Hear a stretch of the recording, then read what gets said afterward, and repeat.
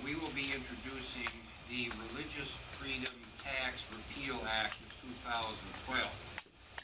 What this legislation will do is repeal the taxes that will be levied upon those religious institutions and those who have moral or religious objections in the private sector from having to pay for insurance under the Affordable Health Care Act, also known as Obamacare, that violate their religious or moral views.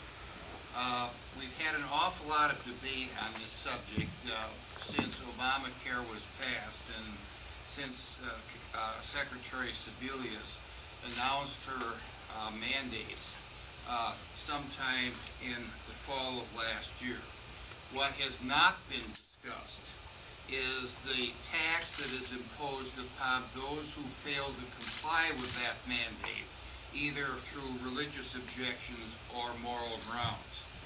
Those taxes are severe, they are confiscatory, and it is $100 per employee per day. So a religious institution that, say, has a church and an elementary school beside it that employ 50 employees total, which include the administrative and maintenance personnel, end up being taxed $36,500 per employee per year. Or the 50 employee institution would have to pay a tax of $1,825,000 per year every year.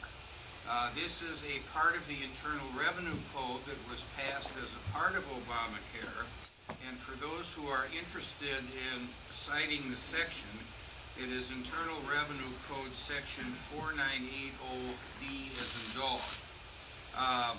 Obviously, if these taxes are levied and they are enforced, there will be no religious affiliated institutions left in this country. Religious affiliated institutions, I think, have been one of the ways that there has been diversity provided in education, in health care, and in various types of social services and relief services. I don't think they should be taxed out of business, and neither do my co-sponsors. So I would like to now introduce my principal co-sponsor, the gentlewoman from Tennessee, Ms. Black. Thank you, Congressman Sensenbrenner, and I stand here before you today because I believe that freedom of religion is an inalienable gift from our Creator and not a revocable privilege from our government. The U.S. Supreme Court's recent decision on Obamacare leaves in intent a serious assault on our religious freedom. The controversial HHS mandate that requires employers to provide drugs and services in their employee health plans, regardless of religious objections to those services. Never before in our nation's history has there been a mandate forcing individuals to violate their deeply held religious beliefs or pay a tax. The Religious Freedom Repeal Act would stop the Obama administration from levying this huge tax on religious employers. With the HHS mandate, the administration has set up an impossible choice for many religiously affiliated institutions. Either violate the law and pay a tax, or violate your conscience. This means that some of our most respected parochial schools, hospitals, soup kitchens, and universities across our country will have to choose between violating their faith to keep their doors open or pay a potentially devastating tax. Now, according to, as Representative Sensenbrenner said, according to our February 2012 Congressional Research Report, insurers and employers who do not comply with this mandate would face a federal tax of, yes, $100 per day per employee or $36,000 a year per employee. And this means that the religious employers with hundreds of employees could easily face millions of dollars in higher taxes annually if the Obamacare tax is not repealed. The HHS mandate is yet another example of the president putting his personal political philosophies above the principles upon which our nation was founded.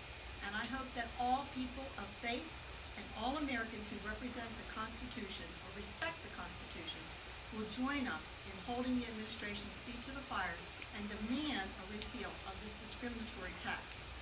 But we must also be mindful that the HHS mandate is really just one of so many ways that this law erodes our liberties. Obamacare ensures an unprecedented expansion of government at the expense of freedom. And that's why I will not only continue to fight to get this tax on religious liberties off the book, but I will not rest until Obamacare has been fully repealed. Thank you. My colleague from Wisconsin, Congressman Tom Petri. Well, I'm delighted to join with my 37 colleagues in being an original co-sponsor of this important piece of legislation, and I hope it's speedily taken up by the Congress. It said that the power to tax is the power to destroy, and this is particularly frightening when it's the power to destroy religious freedom, which is the case with this strange admixture of health policy and taxation and religion. We need to take this power, this gun, from the hand of the executive branch and put it away permanently. So I have a full statement that it's available, that I heartily congratulate my colleagues and join in supporting this legislation. Congressman Jeff Fortenberry of Nebraska. Thank you, Congressman Sensenbrenner. I want to read to you all an email I received from a woman named Karen McGivney-Leckie, who lives in Lincoln, Nebraska, Iowa. She said, as a woman health practitioner and a Catholic, I need to stay within my faith boundaries. I would be unable to work if I was required to provide the services this HHS mandate has imposed. Now, what is before us is not a Catholic issue. It is an American issue. And all Americans, many Americans, are being forced to choose between following their reasonably held, deep beliefs or obeying the government. That is a false choice. That's un-American. It's unjust, and it's also unnecessary. And this ruling under the new health care law, this mandate authority now the ruling, is most perniciously affecting faith-based institutions, who interestingly are the backstop of compassionate care for the poor and vulnerable in America. So why would we, through healthcare policy, want to potentially shut down very important healthcare institutions throughout this country, or coerce people into giving up their deeply held beliefs? That is not right. That's why I congratulate Congressman Sensenbrenner on taking another approach here and removing the potential penalty with fine on faith. Thank you. Congressman Ben Quayle of Arizona. Thank you very much, and I really want to first off thank Congressman Sensenbrenner for his leadership on this issue. And I'm proud to join him, Congresswoman Black, and my other colleagues in supporting this important legislation to protect religious freedom. Religious freedom is one of the bedrock principles of our democracy. It is unconscionable that President Obama would seek to restrict the religious freedoms of America's employers. But that's exactly what Obamacare does. And it does it by using President Obama's favorite new method, coercion by taxation. Obamacare is loaded down with a bunch of new taxes. One tax imposed by the president could saddle religious employers with a staggering tax of $36,500 per year per employee for refusing to cover specific services mandated by Obamacare. This bill, the Religious Freedom Tax Repeal Act of 2012, exempts employers from these taxes and penalties in Obamacare that are designed to force employers to act against their own convictions and their own conscience. Obamacare tramples on many things that are held dear by the American people. This legislation turns back some of the most egregious attempts to infringe on the freedom of the American people, and I'm very proud to support it.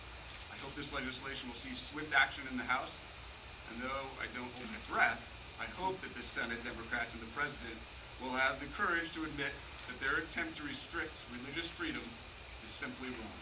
Thank you again to Congressman Sensenbrenner, and I thank all of you for being here today. Thank you. Before opening this up for questions, let me say that the tax provision that I cited earlier applies to future mandates that the Department of Health and Social Services can come up with.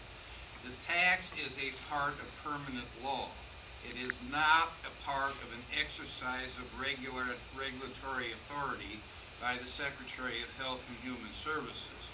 So it's there, and whenever the Secretary comes up with another idea without the legislation being passed, the tax will kick in on those employers who choose for religious or moral purposes not to comply. So we're not just talking about one regulation or one mandate that has come from the Department of Health and Human Services. We're talking about all those that might be there to come. That is really dangerous, and it gives so much power to one appointed and not elected secretary that he or she can literally choose life or death for a lot of social services that are not run by the government but are run by faith-based organizations. And now I think all of us will be happy to take your questions.